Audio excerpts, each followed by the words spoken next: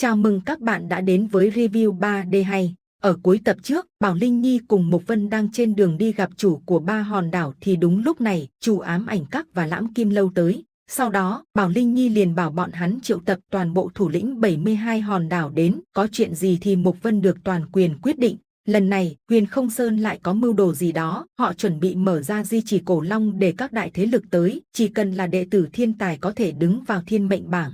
Bây giờ ở thành phía trong Huyền Không Sơn, bên trong một gian tửu lâu vang lên những âm thanh của đám khách. Gần đây thành Không Sơn bỗng dưng náo nhiệt hẳn, lần này có thiên mệnh bảng, chắc rất nhiều thiên tài tới ở trong danh sách đấy. Gần như mọi người đến đều vì di chỉ Cổ Long, ai lại không để tâm đến điều đó chứ?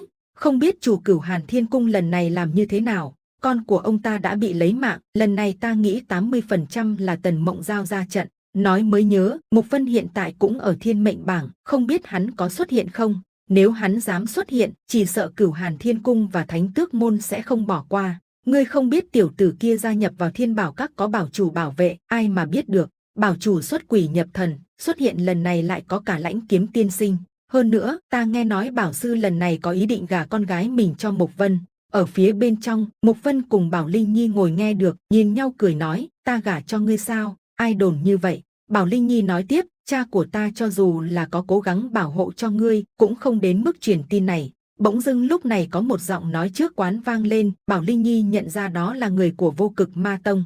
Sau đó, lại đến Thiên Đan Tông, Thiên Vũ Công Tử rồi tiếp là Từ Triệu Mông. Từ khi hắn bước vào Mục Vân đã cảm nhận được khí tức đáng sợ. Lần này, hầu như tất cả các thiên tài trong 3.000 tiểu thế giới đều tới đây, chưa từng có hôm nào nhiều như vậy. Từng đoàn vẫn tiếp tục đến, có thêm tên mới là Hàn Phong Ngọc. Hắn ta mới đến đây đã nói ra lời khiêu khích, khí phái của chúng ta không có cách nào như Cổ Phi Dương, nhưng còn hơn cung chủ trẻ tuổi của Cửu Hàn Thiên Cung mất mạng vẫn thờ ơ như vậy. Từ Triệu Mông nghe Hàn Phong Ngọc châm chọc, đương nhiên không chút do dự phản kích, ngươi. Sau đó, hắn lại nói, người làm như vậy, nhất định sẽ bị Cửu Hàn Thiên Cung của ta xử lý dù bất cứ là ai, không ai có thể bảo vệ hắn. Nói thật thì ngươi nên biết ơn Mục Vân, bằng không, nếu Hàn Thiên Vũ không ra đi, ngươi làm sao có cơ hội kế thừa vị trí thiếu cung chủ Cửu Hàn Thiên Cung.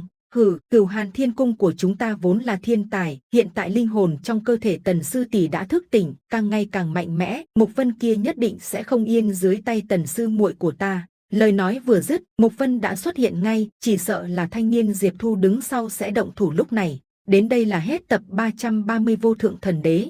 Xin chào và hẹn gặp lại các bạn ở những video tiếp theo.